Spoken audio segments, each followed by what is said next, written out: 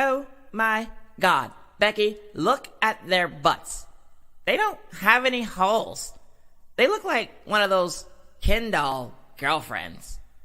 But you know, who understands Barbies? 2 cheeks, no hole. They look like total Ostomates. I mean, they're butts. There's no hole. Are they just 2 best friends without buttholes?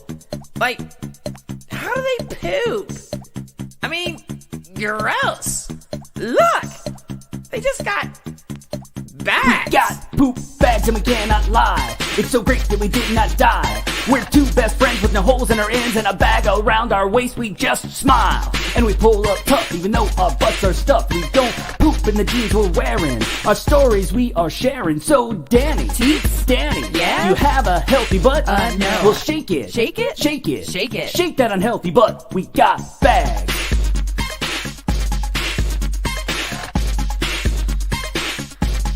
We got bags. Yeah, baby. When it comes to intestines, we ain't got much. Danny G's at 15 feet, and I count mine in inches. Wait, what? Bags.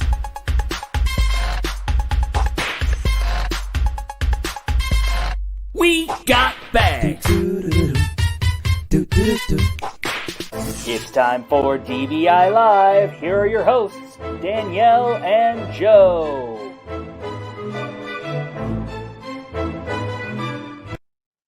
I am Danielle. And I'm Joe, and we're double bagging it. 2 best friends. Without any buttholes whatsoever. He has Crohn's. She has ulcerative colitis. And we both have some permanent ileostomies. Yeah. Here we are, just pooping. Pooping. Like every Wednesday. Every day, every second. Every day we're pooping. We really are. I think, isn't that a Simon and Garfunkel song? It could be. And I fear that that's going to get All made tonight. the poop is brown. See? It works. It works. Why? It works for me, and that's all But that you matters. know what? I feel better when there's other people listening to your shenanigans, that Yeah. we're sharing the wealth of what I have to deal with your Yeah. constant song making up. Yeah. Routines. Thank you all. Thank you all for being here and allowing Danielle this respite in the care that she provides me. Exactly. Excellent. Hey, welcome. It is DBI Live 1.6. We're here. Our special guest this week. We are so excited. Very excited. So excited. We have Molly Atwater of Molly ileostomy. Yeah. I just want to say it again. Ready? Molly ileostomy. Yeah. Say it with me. Molly ileostomy. And what did you say earlier? We were talking about her social. Oh, so we have little banners that we can pop up. If you guys haven't been on here before, we'll pop up some questions on the screen so you can read it. And Joe put on like this here. Joe put one up for Molly, and I said, how about we say, instead of follow Molly ileostomy. Folly Molly. I love it. You all, if you're not following Molly, you should follow Molly. Yeah. So Follow Molly. You'll realize that by the end of the show if you don't know Molly. So. And now you're gonna meet her, so this is exciting. Yeah. So before we bring Molly in, we'll say hello to everybody. Welcome as everybody's jumping in. Hello. Hello, friends. Deb and Carly and Teresa and Brenda. Brenda. It's romper room again. Romper bumper stomper do. Yeah. Welcome. Danielle, how's the week been? Yeah. So much better now that it's Wednesday. It's our big day out. Yeah. We're big kids now. Yeah, Wednesday, as you all know, you follow, Wednesday is our day, a day to be out and about. And it's our normal. social days, and our social activities do in fact consist of talking about poop and getting some infusion needles in our arms. That is our entertainment. If I had a dress, it'd be a cotillion. You know what? I'm watching Southern Charm now, so that got me really excited. So let's cotillion? finish this up. I gotta go home and watch Southern Charm. Just kidding. It's been a week. Danielle is pushing through. She's in a little bit of back pain right I now. have some issues, but it's fine. But she's gonna push through as the fighter that she is. Yeah. That's it. And medicated as she is. Just maybe a smidgen. A smidge. But we're all good. So let's just jump right in. We're gonna introduce Molly. But first of all, we're very excited to have Molly on our show, to know Molly. This was not planned. This is timing, y'all. This was timing. So all of a sudden today, what did we find? in our mailbox. She showed up in our mailbox. Yeah, so Woo! put your hands together. Put your hands together and help us welcome Molly Atwater. Yay! Yay! I'm so excited. Everybody's been messaging me. They're like, you're in my mailbox. And every time they say that, I'm like, it's like Blue's Clues, the mail time. So it's great. That's awesome. That was Awesome. great. But yeah, you just appeared in both of our mailboxes today. Let's just bring it up there again. Everybody, if you're not, first of all, if you're not following Molly yet, go follow Molly. And if you're not subscribing to the Phoenix magazine, go forth and do so. Yeah. What are you doing? Yeah. So hi, how are you? I'm here. I'm good. It's Wednesday. We're halfway through the week. I didn't have work on Monday, so I'm already feeling like a little bit further along in the game. But it's cold here. Not as cold as Texas, but we're supposed to get snow tomorrow. So Where are you at? my fiance and I live in Northern Virginia. Okay. So we're like 20 minutes west of DC. So Nice. that fun area. Fun. DC, Virginia, it's a place we can't wait to get back to. Yeah. We're so sad that we missed going there in 2020. Well, Yeah. You guys come for is it Crohn's and colitis advocacy or? We do. We usually go every year on behalf of Crohn's and Colitis Foundation for IBD Day on the Hill. And we've also done the DDNC, so the Digestive Disease National Coalition. Cool. I didn't know about that one. Yeah, and then we come see we go to Sterling, Virginia every other year for the regional conference. So Yeah, and that's next year. I'll be speaking there. So yeah. see me. Yay. Yeah, and speaking of conferences, the conference, I believe the conference in Philadelphia was the first time I had the pleasure of meeting you. Yeah, I'd known you guys virtually. I feel like I know everybody virtually. And then, was it 2 summers ago? Yeah, wow. 2 summers ago. Time is a construct. It's fine. But yeah, it was 2 summers ago, and I was walking through the conference. I'm like, that's them. I know them virtually, but they're actually humans. Look at that. I know, Yeah, because I see you as a walking, talking smile. I say this all the time. You have the best smile I've ever seen on any human being of all Well, times. thank you. So we saw your smile, and I was like, I know who that is. Absolutely, smiling spirit. And I remember where I remember having first real interaction, or at least real seeing you speak and interact, I guess, is in the young adult. There was a big, I guess, round table panel. Yeah. Everybody, all the speaking, and then all the question and answer. Everybody in the room. It was a real good time. It was a really good program that you put on. And not only did we meet you, we got to hear the secret of Brian and about him diagonally chopping the celery. So Yes, I do remember that. And it came out whole, right? Yeah. And then he said that's easier that way. Yeah. So if you cut it straight down, we'll have to bring him on one day to ask I was him. going to say, that's a story that needs to be live. He said he couldn't eat celery, I believe, until he decided he could slice him diagonally, and that way it did not hurt or cause a blockage. It's like some strange inner intestinal physics. Yeah. Caves. Yeah. So that's it. So that was the exact same time we met you. We learned about diagonal celery. Yeah. So we know you. I don't know that we know everything about you. Because I don't even know everything about myself. But yeah, why don't we take a few minutes and have you, share your story, and to the extent that you want, abbreviate, expand, however you want to tell your story. Yeah, exactly. So where to begin? So it really begins like the day I was born, which is very exciting. So most of the patients that I know with ostomies have either had IBD, so UC or Crohn's like you two, or colon cancer. Those tend to be the 2 main groups of ostomates that I've come across. But there are plenty of others of us that have their ostomies due to trauma or genetic conditions or birth defects or all that sort of thing. So I'm in the catch-all category of other when it comes to ostomy surgery. But I was born with chronic constipation that doctors were pretty convinced would just kind of go away on its own. My parents took me to GIs from like 6 months, a year, 2 years, and they just said, make sure she's getting exercise, drink lots of fluids, eat fiber, it'll be fine. And it kind of was, it kind of really wasn't. There were a lot of laxatives in my childhood. I cannot eat Hershey's chocolate syrup because it tastes like one of the laxatives that I used to take. But that lasted. I kind of hobbled along through childhood and early college, but by early college, I kind of figured out the way to get my body to regulate. So it was a lot of diet management, a lot of exercise, and things were decent.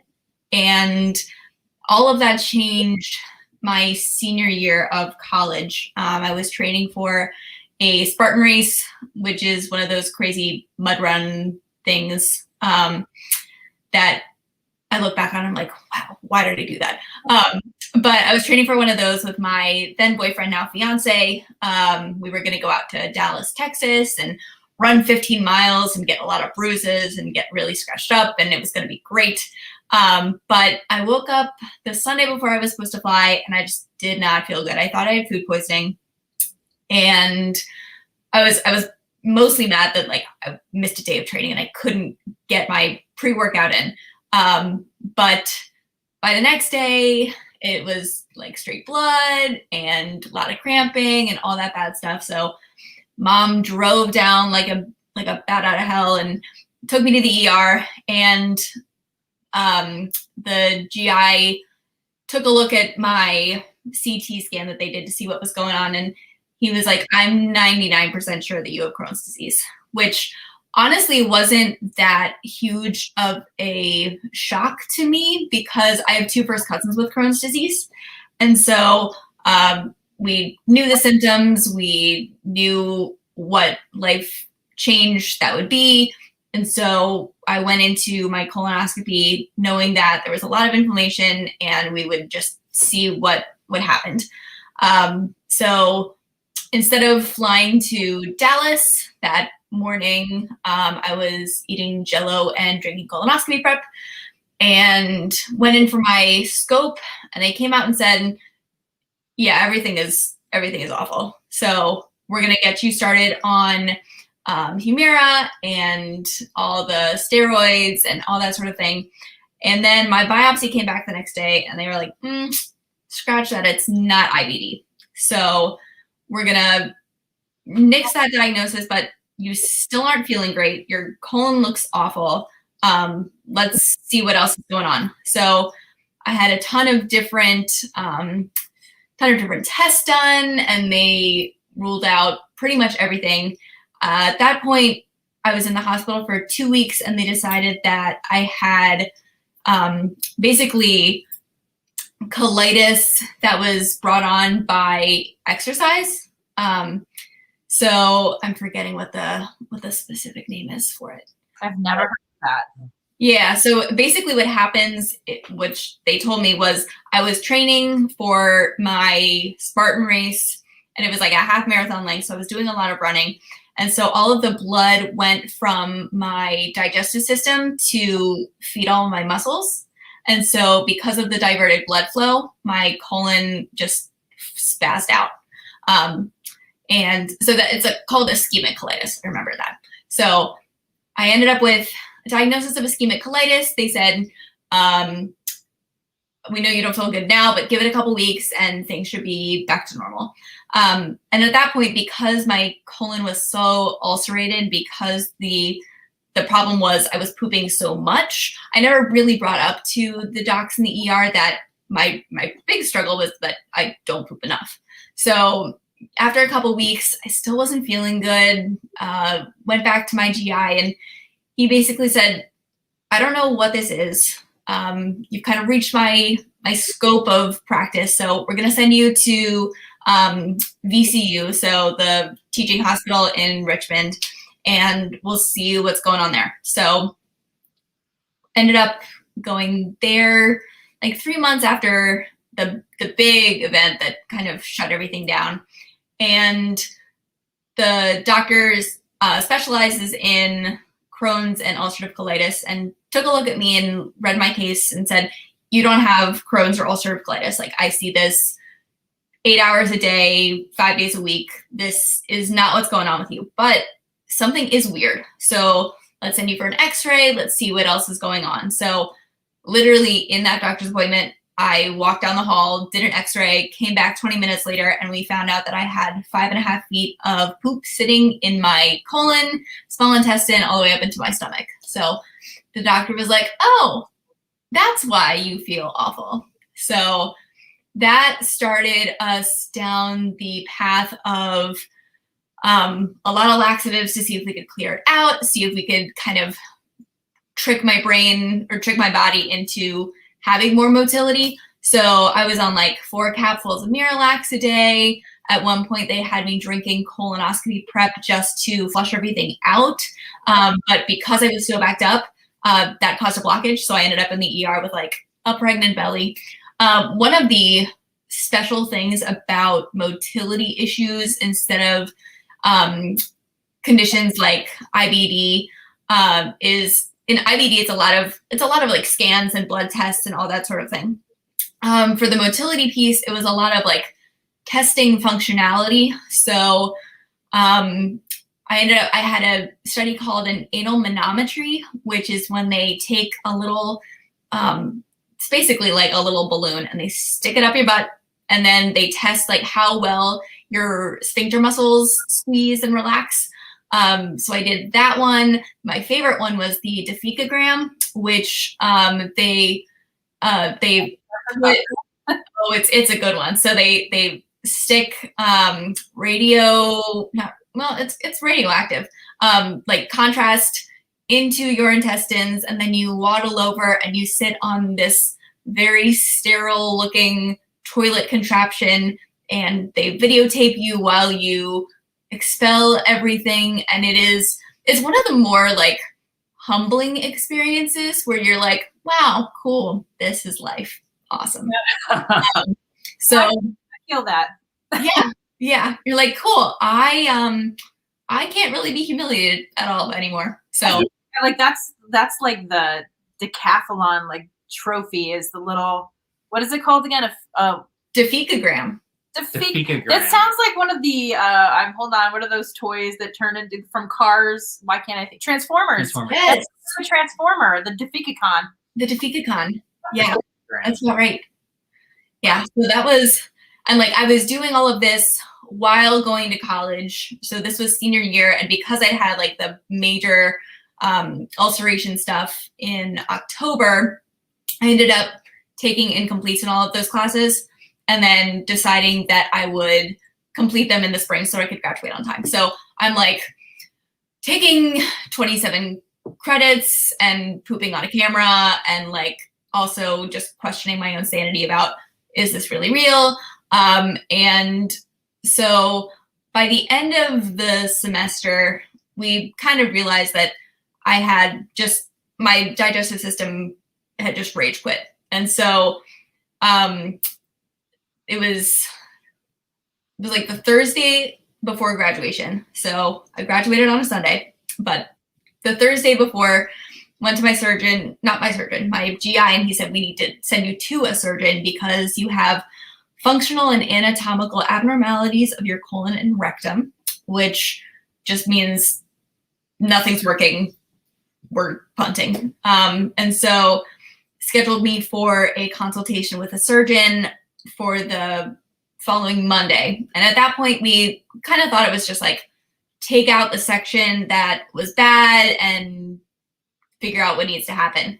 And so I walked across the stage to get my diploma on Sunday, and 23 hours later learned that I was getting a temporary ileostomy.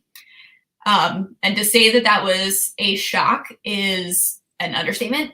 The only thing that I knew about ostomy bags was that my fiance's grandmother had one, and I'd never seen one. And when you when I learned that I needed an ostomy, all I could go through was the stereotypes that like I'd never be able to wear cute clothes and I'd always smell bad. And like all of a sudden I'd go to bed as a 22-year-old and wake up and I'd be 80. And that's just how life was going to be. So it was definitely a dark mental time for me for the first couple weeks.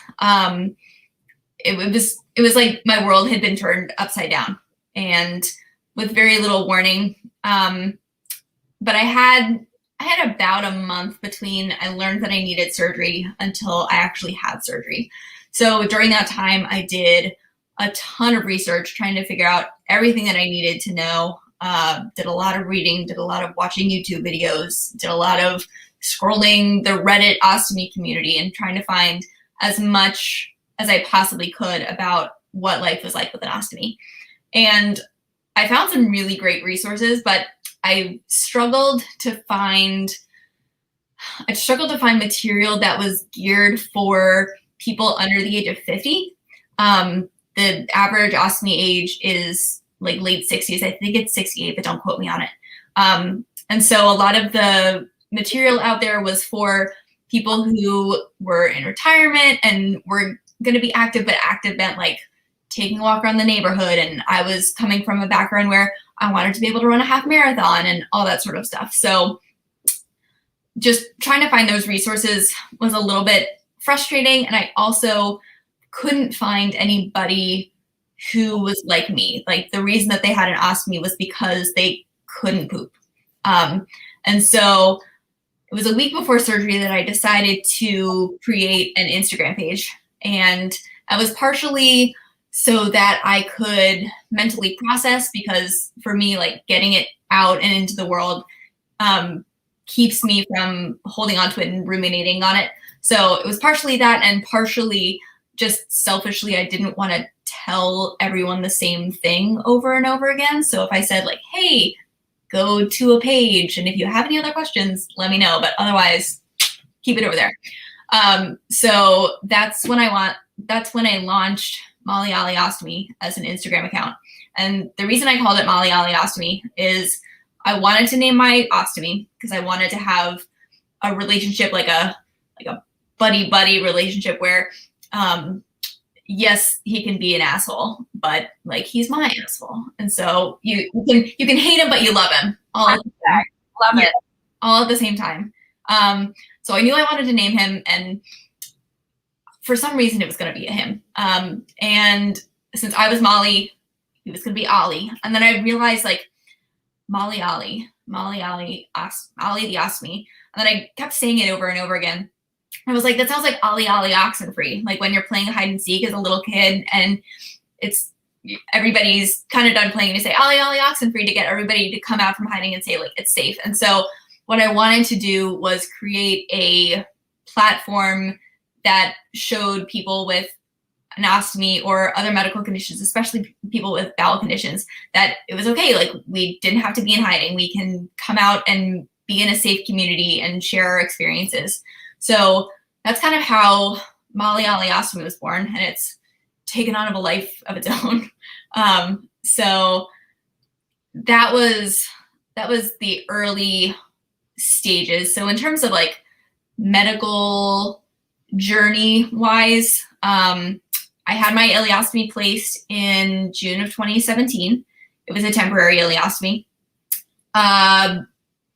It was temporary because we wanted to figure out if we did an ileostomy, would that really help all the other issues? And it did. So at that point, I was not a candidate for J-pouch surgery because of how screwed up my sphincter rectum was.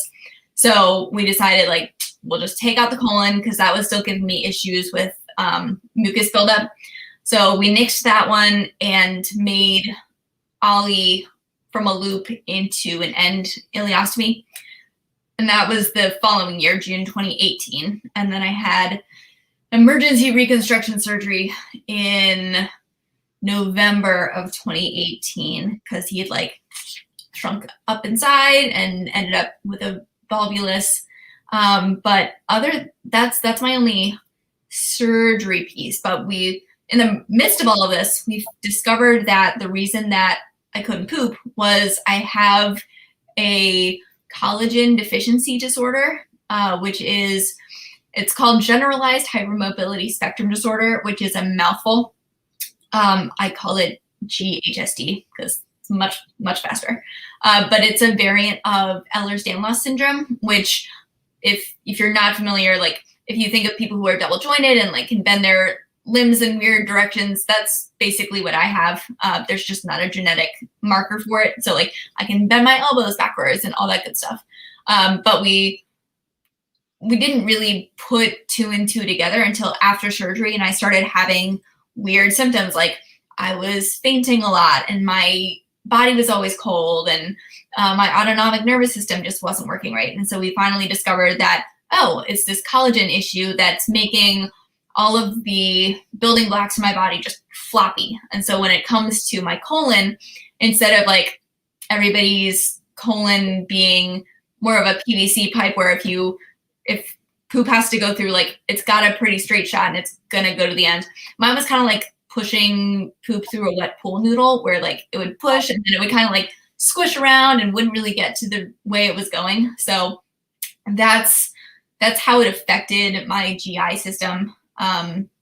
And yeah, it affects all sorts of other stuff in life. I mean, you had an infusion today for hydration, and because I'm an ileostomate and I have this collagen disorder, I do infusions 3 times a week. You can see my little infusion station behind us. But like I have a port and my ileostomy, and it's just a lot of like trying to figure out. I'm basically like a chemistry set where you try to make the right combination to get everything to function the right way. But all in all, like Ollie and I are best buds. So can't complain about him. That's awesome. Love to hear a good silver lining. The best buds. And let's just say it again, Molly Osteomy. It's my favorite. Fun. I love it. Yes. But of course, don't tell Ollie, because to Ollie, it's Ollie Molly Ostomy. Oh yeah, that's Ollie. true. So offended. Ollie had stopped billing.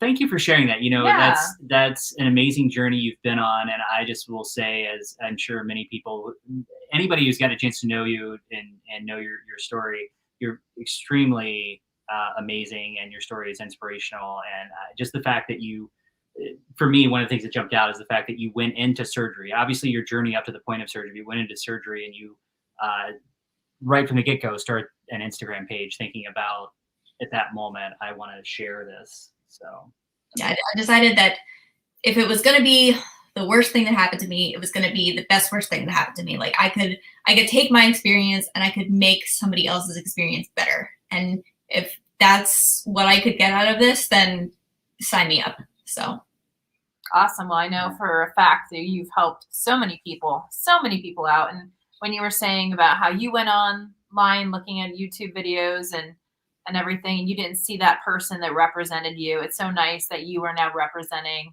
your former self who was looking. You know, that's so important and so wonderful. It's really humbling. It's really humbling. Very cool. Yeah, and I just real quick, I wanted to touch on, you talk about the average age when you went into surgery and you see all of the stereotypes, and you talk about the age, especially average age being in the late 60s for an ostomate. And you know, I had my ostomy surgery at 39. But I always like to tell a story with my Crohn's disease. I had a couple of intestinal resections along the way. My first one, I was at 22.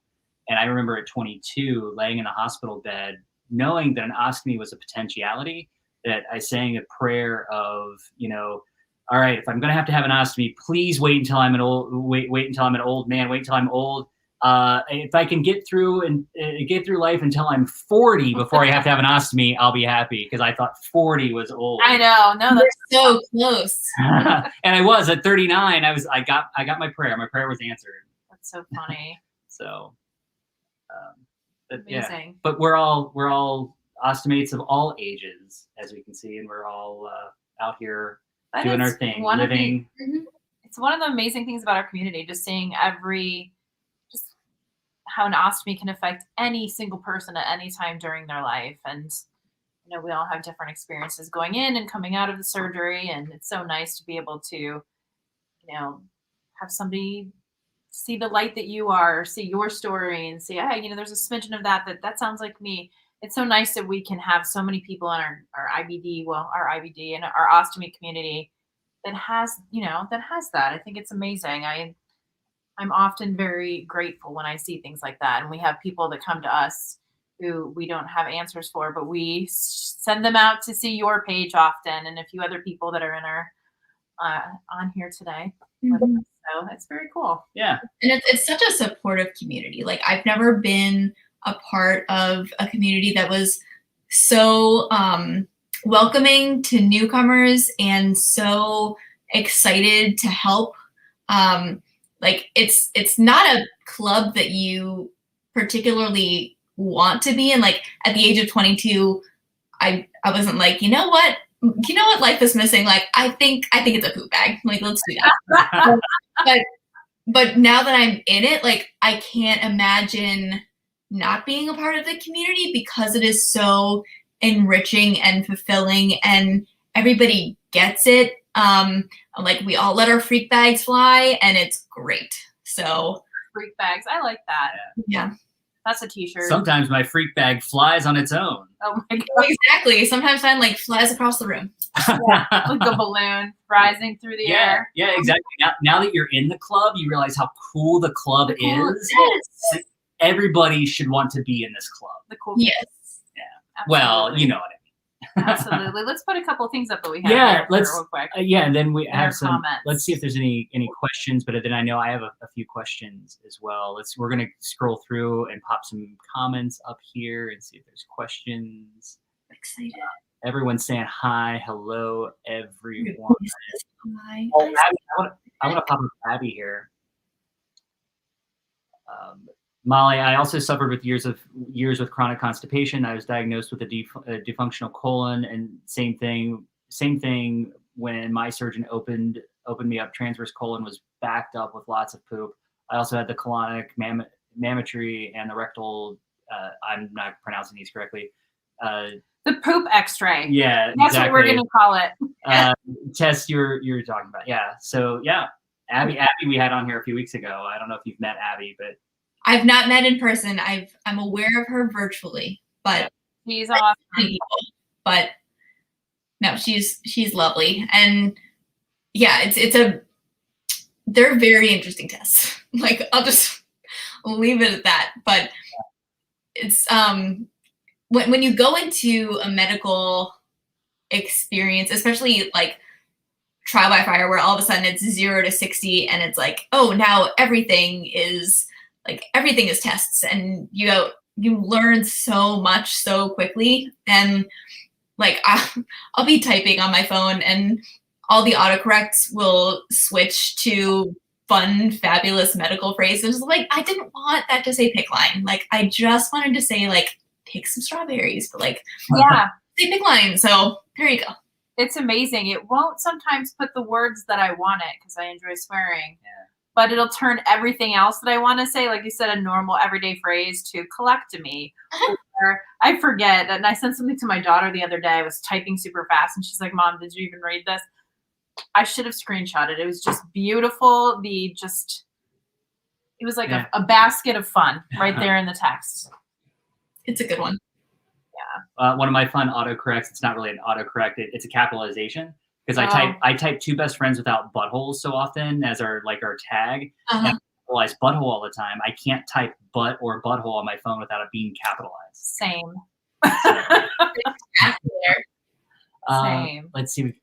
Karen is here. Hello, Karen. Welcome. I'm getting told it's time to give up on. I don't know what that is, but. So correct me if I'm wrong. I think the cesostomy it's like further up in your small intestine, and normally, from what I've researched, it's normally what's the word when you irrigate it? It's like a continent ostomy. But a lot of patients with collagen deficiencies I've seen with cesostomies. Yeah, so it's got a catheter it's got a catheter too. Mm-hmm. I just learned something new. Yeah. Very exciting. What else do we have? I was right. Karen said you get to flush it through 3 times a week. Ah, there it is. Yes. Great deal. Yep. It's a Brenda's great club, Brenda. it's a great club. Except for once you get there, then you realize it's the only way to be. Yeah. You know? What else you got here, Joe? I'm just gonna pop up all these. I'm just keep popping up these comments, beautiful comments of Oh, thanks. George. That's awesome. Caitlin's our other inspirational soul. We just love her so much. That's the best. Let's see here. Sorry, I'm letting Joe. Joe is the master of comments. Yeah, and you can see the comments on your screen as well, correct? Yes, I can. Excellent, good. Because I wasn't quite sure if you could see those. So yeah, if there's anything here that you see that you want to comment on, please point them out. I'm scrolling through. Yeah. I just want to say that Deb up at the top here says modesty is out the window. I will say that after having all of my intestinal fun and my ostomy, like, you know, I think once you're disemboweled, things change the way that you care for things. 100%. Like everybody's like all worried about their modesty, especially when it comes to like childbirth and that sort of thing. And I'm at the point where like, if you want to see it, you can see it. I really don't care. Like more than likely a doctor has had a finger somewhere in there. So like, just a finger? What? You got gypped, Joe. Yeah. You got gypped. No, yeah, absolutely. I always say that. I'm like, I could birth a child at this point in the middle of like the world's biggest, So could I. like stadium. Yeah. And I wouldn't even care. Yeah. I wouldn't even care. I will say it's funny. I remember when you're in the hospital, you obviously have doctors on rounds, right? And you have all of the residents and all the young doctors coming around in groups studying you. And you kind of feel like a zoo animal. Yeah. And I remember one of my hospital stays before my ostomy, a doctor coming back around who was with the first group, and he came back around and did more of an assessment on me for practice. And he wanted to do a rectal exam. And it was so funny to me. I had to laugh at that because it was so funny the way he was very sheepish about asking if he could do the rectal exam. And he was kind of hemming and hawing. I'm like, dude, you want to do it? And I'm roll over. You just go roll for over? It. Yeah. Go for it. I'm your, Annie the CPR doll, but with my butthole. Yeah, it's fine. Yeah. So, I want to jump to great comments. If there's any questions, if you all have any questions for Molly, pop those up here and we will get to them for the end of the show.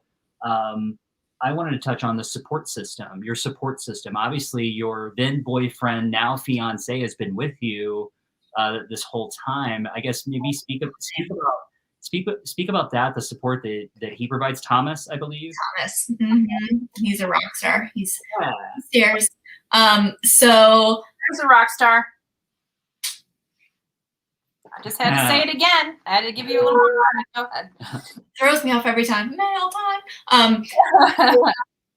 Yeah, so Thomas and I started dating April of 2016. He was a senior and I was a junior, and it was the perfect time to start a relationship, like a month before he was going to graduate and disappear. So, oh, sure, let's give it a shot. And so we went into our relationship and had a blast. Like, life was great, no medical concerns, except that like on our first date, I excused myself to go to the bathroom and then laid on the floor for like 20 minutes writhing in pain because the poop hurt. But we didn't know. We didn't know at that point. So, as I mentioned, he and I were going to do this Spartan race together. We met at the gym. That's how we first knew of each other. And so that was the original plan. And all of a sudden I'm in the hospital, sick as a dog. And all of a sudden it's like day 10 of the hospital. And all of a sudden all my nurses are like gathering around and giggling. And all of a sudden they're like, she doesn't know. She doesn't know. And then Thomas walks through the door, and he lived in Dallas at the time. I was in Virginia. Aww. Flown back to see me for the weekend. And we were 6 months in, and we had no idea what was ahead and what this would mean. And we thought it was temporary. Like, we thought this was just kind of an acute issue. And I can remember my parents telling Thomas, like, hey, this is a lot. Like, if it doesn't work, it doesn't work, and that's okay. And like, don't feel bad about like leaving a sick girlfriend or something. Like, it's not that. Like, this is getting real. And so he was like, no, this is it. Like, I love her. This is what we're gonna do. And so, like, melt your heart, puppy dog eyes. Like, ugh, just thinking about that makes me fall in love with him. But that was kind of the beginning. We thought it was gonna get better, and then obviously it didn't. And so the majority of our relationship until about the end of 2018 was just like crisis mode after crisis mode. And we like to tell people that we got engaged when we'd been dating for 2 years. And we told people that like we were dating in dog years because it was 2 years, but it really felt like 15 based on all the things we'd had to go on, all of the things we had to go through and all that sort of thing. But I have to give him the most credit ever, because I can remember I found out that I needed ileostomy surgery, and I actually went to his parents' house that day because the plan was like he was back from Texas, and so we were gonna finally spend the weekend with each other. And even though I found out this awful diagnosis, like I still wanted to be with him. And so I can just remember like standing in his garage, sobbing into his shirt because life was topsy-turvy and I was scared and I was mad. And he brought me back inside and we pulled up his laptop and we spent like 3 or 4 hours just watching YouTube videos and doing research and figuring out what doing a bag change meant. And he was so on board the whole time. Like, he came with me to my pre-op ostomy appointment to find out what an ostomy bag looked like and how he could best support me and like what foods were going to be okay and what intimacy was going to look like. And he will never let me live this down, but like in the hospital, they make you measure your output because they want to make sure that like the right balance of ins and outs is okay. And like, he held a jar of my poop. Like, how do you go back from that? Like, you don't, because we always joke we are a very poop positive couple. And so I like that. Our relationship is forged in experiences that some people don't go through until they're in their 70s. And honestly, some people don't go through this at all. And that's okay, but we have, and the relationship that we have because of that is so much different than a lot of couples that I feel like are at our age. But having him as a support system, along with my parents and brother and like immediate family and friends, it is the reason that I smile, because I know that when I am feeling low and when I'm feeling like I can't do it, I have someone who, they may not have the bag on their stomach, but they get it. And one of the phrases that my mom and I coined during my first hospitalization, like with my ileostomy, was we decided on the term, you can have a just bag it day, where there's all sorts of stuff to be said for positivity and like keeping a go-go, rah-rah outlook and like everything's gonna be fine, you're doing great. But there are some days where you just want to sulk and wallow and cry, and you don't want anybody to tell you anything good. You just want to say like, hey, this sucks. I'm sorry. Absolute shit, right? This is bullshit. So let's just cut the crap. just acknowledge it, and having that space to feel all the feels, regardless of what those feels are. Having that space is the reason that I can be positive a lot of the time, is because you have to make room for both. It's not an or, it's an and. So having having a support system that gets that and acknowledges and values that, it's a huge blessing. So there are so many times when I'll get messages from people that aren't the patients, or like, I'm the mother, I'm the daughter, I'm the grandson who's taking care of this. Like, what can I do? And my biggest advice to them is to empathize with the person that you are, that you love, because it's one thing to boost them up and say that they can do it, but there are certain times where you don't want to. Like, even though you can, you need to give yourself the space to just decompress. And one of my favorite quotes, I have it like literally everywhere in my little office, is like, she believed she could, so she did. But there's also, she believed she could, but she was tired, and so she decided that not to. And like, both of those are very motivational, and both of those are very valid. So my support system is my foundation, where I can cheer from the rooftops and be on the front of a magazine, or I can curl up in a ball and want to hibernate. So they are everything for me. That's beautiful. A lot of people throwing up some comments on that, and that's such an amazing and wonderful thing to have. And I especially really enjoy the one day, what did you call it? Bag it day, or what did you say? Mm-hmm. Yeah. But the rule of just bag a day is it can only last for 24 hours. And then if it's longer than that, like you can have a just bag a day for 24 hours and then have like a good 6 hours and then go right into a just bag a day. But trying to space them out a little bit so that it's not the depths of despair. You just like look at it and acknowledge it and wave a little bit, and then come back into the light and face it.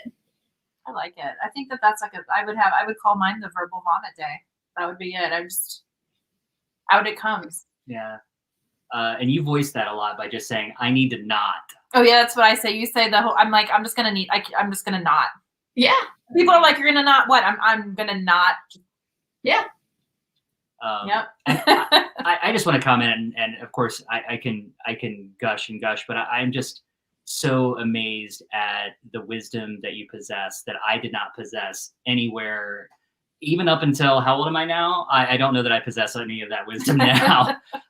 So I just, my hat and my bag are off to you. Please keep your bag on. Please keep your bag on at the table. Well. Yeah. What do I care? It's your table. It's fine. Yeah. It's fine.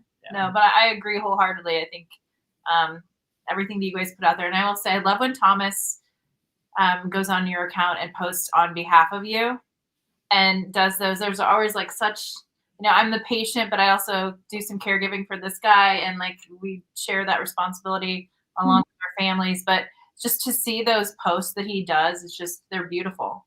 Yeah. They're beautiful. He's an incredible guy. He's an incredible guy. Everybody always asks, like, does he have a twin? He actually does. But That's you'd be like, yes, but sorry. He's fine. Yeah. That's awesome. We have a question for you here. I'm ready. You're gonna say, yeah. Oh, is that what you're gonna do? Yep. Here we go. So Teresa wants to know what advice you'd give to a new ostomate. Learn how to laugh. Because a lot of ostomy life is unpredictable and can bring you either to your knees, or if you can take a step back and just find the humor in it, like it is so much more rejuvenating, I've found. I can remember it was the first so my surgeon told me you can either like do your bag change on regular days, or like you can combine them with a shower. Like you can take your bag off and let the water on your skin and all that sort of thing. So I finally gotten to the point where I was healed enough that I could try a bagless shower. And so I was all ready. Like Ollie was behaving. He was such a champ. Like, no, he was not vocal at all. And so I'm like enjoying my little shower. Like, oh, I finally am like purely naked for the first time in like 2 weeks. And I got a little bit cocky and I stepped out of the shower, and all of a sudden my bathroom turned into like The Shining, but instead of blood, it was poop everywhere. And so all of a sudden my mom is somewhere else in the house, and she just hears like this like blood curdling scream, because I don't know what to do. Like, I can't stop this thing. It's just going everywhere. And I'm standing there so pitifully, like just sobbing. And after a minute, I was like, you know what? This is actually really funny. Yeah. Like, what else is this gonna happen? Like, how Thomas and I always say, like, when we have a child, that's nothing. Like, if that child can poop across the room, like, then we'll talk. But in terms of like blowout diapers or anything like that, nothing. Yeah, totally piece of cake. Yeah.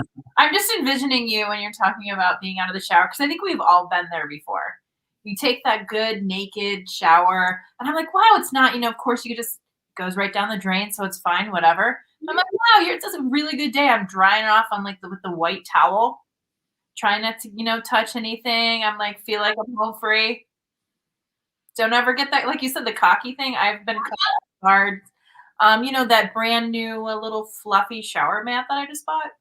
There's not even a chance. It's like, you know what? I'm gonna spend another $16 and get a brand new one. It's just funny. It's just absolutely funny. Yeah. So fun.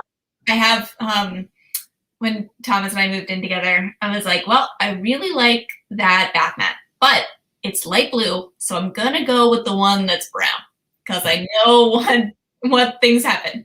So absolutely perfect. All the mats are brown. Here we go again, guys. Thank you for sharing this opportunity to be more than just me hearing Joe's songs. Oh, what do we have here? Oh yeah, you gotta just let it happen. You gotta just and it's so funny, and having the ability to have share those poop stories with other people, that's it's a good support system, friends, family, whoever, when you can call them up and be like, I just had an apocalyptic shitstorm in my bathroom. You know what I mean? And describe it. Yeah. And I mean, it was just last week. Like, one of the things that people don't realize when you have ostomy surgery is if you still have your colon and your rectum, mucus builds up in it and it has to go somewhere. So Thomas and I were on a walk with our dog, and he's like, how's your day been going? And I'm like, it's going okay. I'm pooping from my butt today, which is very special. He's like, well, that doesn't happen. Like, how and why and what?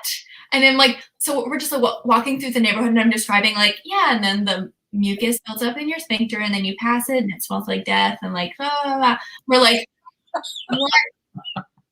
If somebody else passed us, they'd be like, what are you doing? But this is, again, we're very poop positive. So we are also poop positive, and just when you said that about somebody passing you, and if you guys have probably all heard that story, but I'm going to tell it again quickly.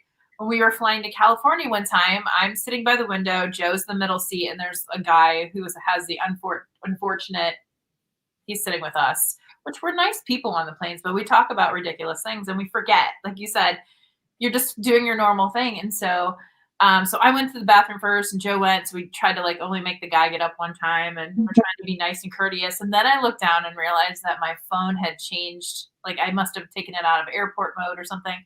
And I noticed that we had changed time zones. So I thought that it was very awesome, super cool, that while Joe was pooping, we changed time zones. And I shared that while he was going past the guy, and all of the rows of people around us, just they all had to stop and look and be like, why are these people having this conversation? I thought nothing of it. I was like, yay, you pooped during a time zone change. And everyone was just like, yeah. We probably thought that I was talking to a 4-year-old. I mean, did you make? I love it. You should have done that next time. Just don't speak. Yeah. Just be like. Yeah, just look over to the guy and say, hey, I need my silent signal to get up. I feel like not a lot of people know that I have to take a poop. Hey, if you watch Goldberg's, that's where I got you watch Goldberg's. I didn't realize that. Yeah. Now you know. That's everything. And I wanted to say, just now that I have poop positive in my head, if I get asked what my blood type is, it's going to be poop positive. Perfect. Poop positive. You are too much.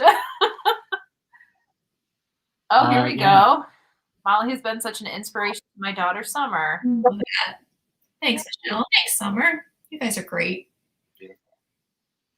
Oh, boy, that was fun. It is fun. We wanted. Yeah, go ahead.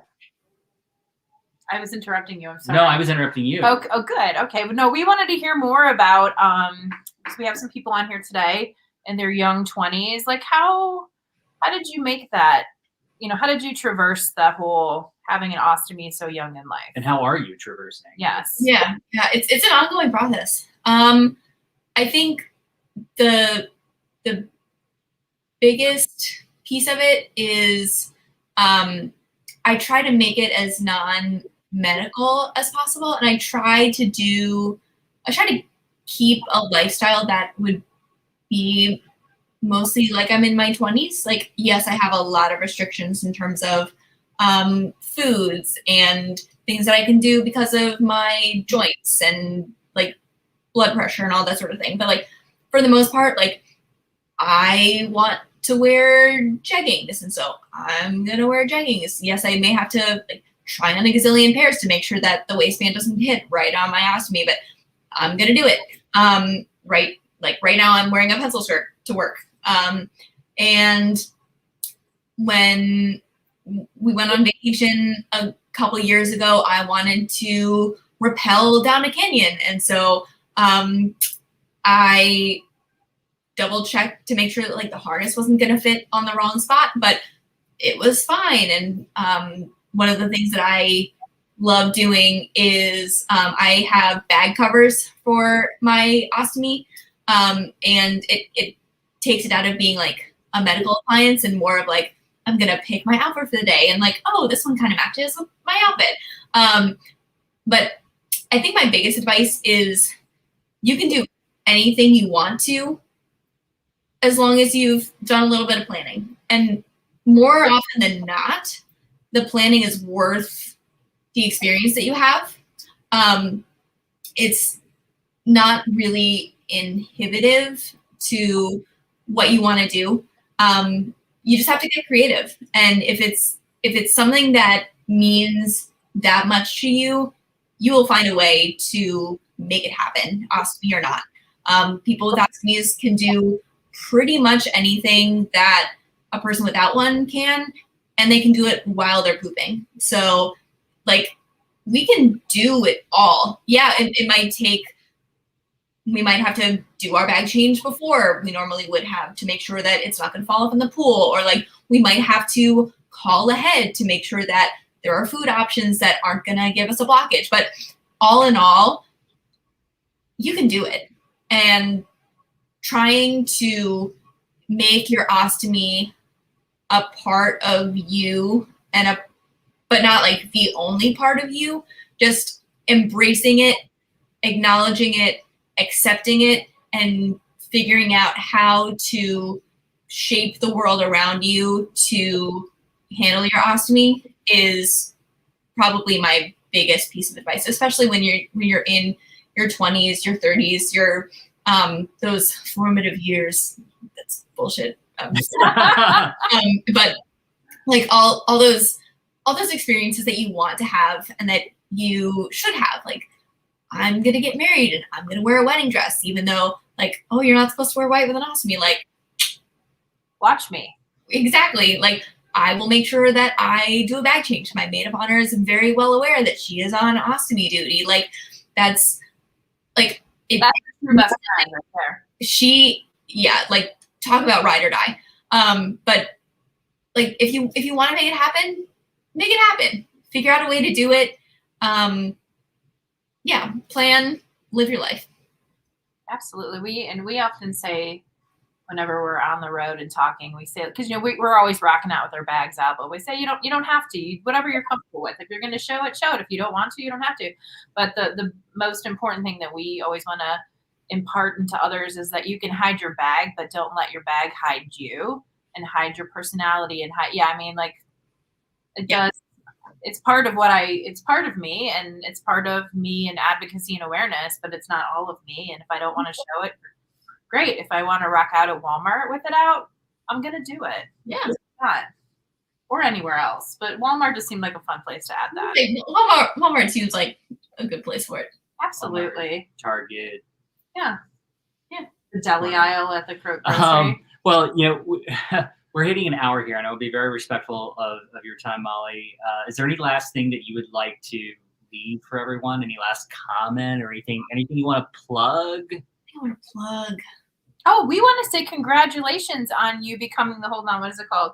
The Young Adult Outreach Leader for the UOAA. Thank you. We're going to change it to the Young Ostomy Outreach Leader, just so that we are fully age inclusive, because we really want to target people between the ages of like 18 and 50, and some people towards the upper end of that spectrum didn't feel quite as comfortably being called young adults. But I am so excited to take on this role because, as I found, and as I'm sure a lot of people have found, we are a super, super strong community. But that subsection is currently a little bit underserved by the UOAA. And so if I can bring about some change that gets more people involved and shows more people that it is okay, more than okay, to have an ostomy, then that is what I'm going for. So we are just getting started. We have a committee. You can read about it in the magazine. But we've already had a couple of meetings, and we're looking at how to recruit people on social media and how to have virtual gatherings and all that good stuff that creates a true sense of community for the people who not only want one, but more than deserve one. Awesome. That's great. So awesome.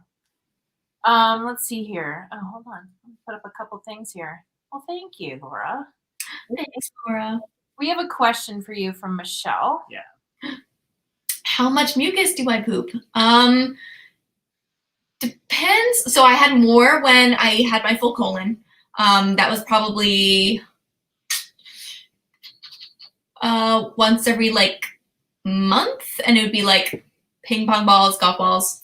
Now it's probably once every 3 months, and consistency depends. This is a lovely conversation. We're all about it.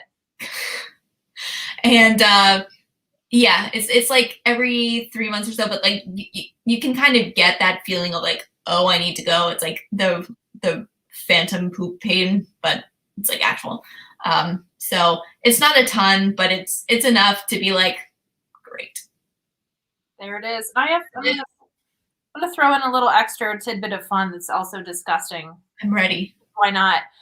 So before I had my ostomy surgery, I had severe ulcerative colitis, and one of my biggest things at the end was just a ton of mucus. There wouldn't even be poop. It was just blood and mucus. Here's my one claim to fame prior to getting my butthole removed. It's one of the last mucus poops I had. Actually, and I swear I should have taken a picture of it, although that's disgusting. But it was so many poop pictures on my phone. It's really embarrassing. I have stoma pictures beyond, and if you type in cherry or fruit or something, it comes up with all my stoma pictures for added extra fun for those with iPhones. But no, I pooped out a mucus poop one time that looked exactly like Mickey Mouse, symmetrical ears and everything. You're welcome, everybody. You're welcome. It's a small world, after all. It is. All right, excellent. Well, I think, are you clicking through more questions just putting up or a comments? Couple things. Yeah, it's normal. It's painful. It does alleviate if you have no colon. So Good to know. I think that's all the questions we Yeah. have right now for anybody. You guys Well- have any last minute things? Go ahead, Joe. Yeah, no, I was just going to thank Molly again. You know, it's been great of you to be here with us tonight and to share your story and to do everything that you're doing with both with UOAA and with Molly Ostomy. Molly Ostomy. I love it. It's my fave. Yeah. So if you haven't done it already, follow Molly Folly. Molly Ostomy. Ostomy. It's me. That's right. It's me. So yeah, I think that's it for questions. Awesome. Thank you, Molly, so much for joining us. This has been exciting. You guys are two of my favorite advocates ever. Aw. Not only because you're real, but because you're just freaking hilarious and you have my sense of humor. So I mean, if you're gonna poop out a Mickey Mouse, you better be prepared to tell everyone. You know, it's 100%. yeah, absolutely. And I'm glad that we have that kind of relationship, Molly. That I can tell you that. Always. Awesome. Well, have a good night. We're gonna we'll say One more question, maybe. Let's well, just jump into it well, real quick. All right. Oh, It was a thank you. It was a thank you, and that's a good way to. Thank you, Molly. Thank you, Molly. Everybody follow Molly, and we'll wave. We'll see you later. Thank you guys. See you, Molly. Good night. Give our best to Thomas. I will. What a fun show! I just love Molly Ostomy. I could sit here all night and talk with her. I know. It's And- so much fun. And if we were on a radio program, we had like callers, like people calling. No, maybe we could set that up. Have people actually call in. I'll just put my phone on speaker. Figure out the tech side of that. That would be That's so how fun. techie I am. I'm just gonna say, put it on my phone and we'll put it on speakerphone. You know, one comment Molly made there towards the end, talking about like all the things you can do as a young adult, all the events you want to do, all the activities you want to do and stuff, and said, hey, you can do it all that everybody else does, and you can do it while you're pooping. It made me think of the quote always talking about like Fred Astaire and Ginger Rogers. She could do everything backwards and in And in heels. heels, and we can do everything that people with buttholes do while we're pooping. We can do everything everyone else is doing while we're pooping. So that makes it that much harder. It is for us. also my favorite thing too when somebody doesn't know I have an ostomy. Yeah. And maybe it's somebody I don't enjoy so much. I just think to myself, like, I'm putting on a smile, but this poop I'm taking right now is for you, sir. It's for you. That's just me and my crazy ways. But I do feel that way sometimes. Yeah. You know, you got to use it to your advantage. That you do. You know, thank you everybody for joining us again this week. You know, next week we're not going to be here. We're not going to be here on here, but we are going to be doing something else. We're actually hosting the 11 Health Gutsy Gathering, the first one of 2021. So be there. It's going to be at 7 p.m. Eastern, 4 p.m. Pacific, February 24th. And what are we talking about, Joe? We are talking about it is February. It is the Month of love. Month of love. Mi amore. So we're talking about ostomies, love, intimacy, sex, sexuality, relationships, intimacy, all of that brought to you by 11 Health with a special speaker, Dr. Neil Nandi. We know him, we love him. IBD-ologist out of Philadelphia. We have Laura Yeater as well. Yeah, who she was here this evening. She was here. Yeah. And she's the founder of the Simply Beautiful store. So all of the beautiful ostomy lingerie and wraps, and they have stuff for guys too. Amazing. Yeah. And our nurse Dana from 11 Health will be joining. We're just hosting. They're they're the brains behind it all. And Danielle says our because Danielle works for 11 Health. Oh, sorry. So am I making this confusing? I'm just commenting on it. Danielle works for 11 Health, so that's why she keeps saying our 11 Health. But we're, as Double Bagging It, are hosting the show for them. So the gathering for them. The Gutsy Gathering. Yeah. So instead of joining us on our DBI Facebook Live, hop on over to 11 Health /Gutsy Gathering. You can register there. They will send you a Zoom link, and then you can join us for more shenanigans next week. Yeah, so do it. Join us next week, and we'll see you there. And Danielle, do you want to kick off with some? Let's do one letter. Let's do one letter of the alphabet. Yeah. So you guys know the drill. Send us a quick letter of the alphabet or two, and we'll read one, whichever one pops up. Just throw out any letter of the alphabet, guys. Anyone. Yeah, and we're always on a second delay, so it always takes a minute for people to hear us give us a letter, for you, or to come back in the comments. We have fun for you in the form of children's books. F is for fart. One and two. One and two. Well, if we don't get a letter, I'm just gonna Just pick. Oh, H. Here we go. Thank you, Jerry. Thank you, Jerry. All right. H. I know my alphabet. I really do. H is for horse. A horse can't pass gas with its mouth. All of its wind blows from the south. Have you never heard of ladies first, Joseph? Hey, have you ever heard of whoever gets to the page first? I'll take it. H is for hare. A male hare is a jack, a female a Jill. When they pass gas, you'll tumble down the hill. That was also me prior to my ostomy surgery, pooping 25 times a day. Jack and Jill. Now we know why they fell down the hill. They farted. Yeah, they farted down the hill. All right. I think that's a great way to end the show. That is. Thank you all for tuning in. We'll see you next week if you come to Gutsy Gatherings. And if not, we'll see you at the next DBI Live. Which I believe is March 3rd. Yes. We'll have a nutritionist on board. So join us. Good night. Keep rocking out with your bags out. Bye, everybody. Bye.